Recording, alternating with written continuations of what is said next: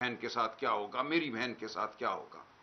ایسا دور میں نہیں سمجھتا اس خطے میں، دنیا میں 500 سال میں کبھی آیا ہے کہ لوگوں کے گھروں میں گھس کر جس قسم کا تشدد ہم نے ابھی سنا یہاں ہوا ہے، یہ چنگیز خان کے دور میں بھی نہیں میرا خیال ہوا ہوگا۔ اتنی عزت وہ بھی رکھتے تھے چار دیواری کی۔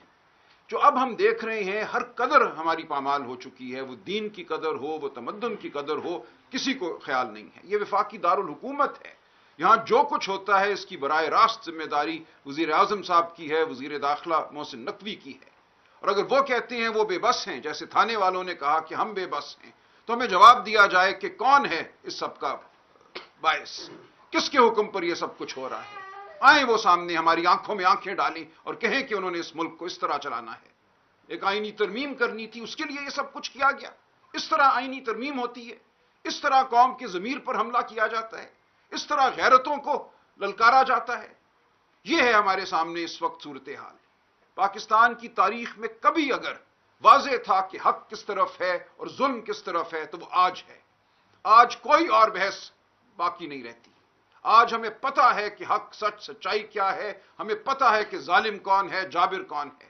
اس قوم کو اب فیصلہ کرنا ہے کہ اس نے چونٹیوں کی طرح رینگنا ہے، محکوم رہنا ہے، اپنے گھروں کو غیر محفوظ رکھنا ہے، یا اس نے آواز بلند کرنی ہے سچ کے لیے، شرافت کے لیے۔ میں کوئی بڑی بات آئینی نہیں کرتا، یہ سچائی اور شرافت کی بات ہے۔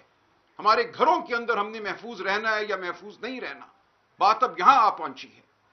تو میں اتنا ہی کہوں گا، مجھے افسوس ہے بہن، میں شرمسار ہوں آپ کے سامنے کہ یہ ہوا آپ کے ساتھ، اور ہم پوری قوم کے سامنے اپیل کرتے ہیں، پوری قوم کو کہتے ہیں کہ جاگو، جاگ چکے ہو۔ اب وقت ہے کہ ہم اپنی آواز اتنی بلند کریں کہ یہ ظلم کے جو مینار ہیں یہ گر جائیں۔ ہم نے آج عہد کرنا ہے کہ ہم اس ظلم کو مزید نہیں سہیں گے۔ ہم نکلیں گے، ہر گلی کوچے میں، ہر قریے میں ہم باہر نکلیں گے ظلم کے خلاف، میں آپ کو یقین دلاتا ہوں۔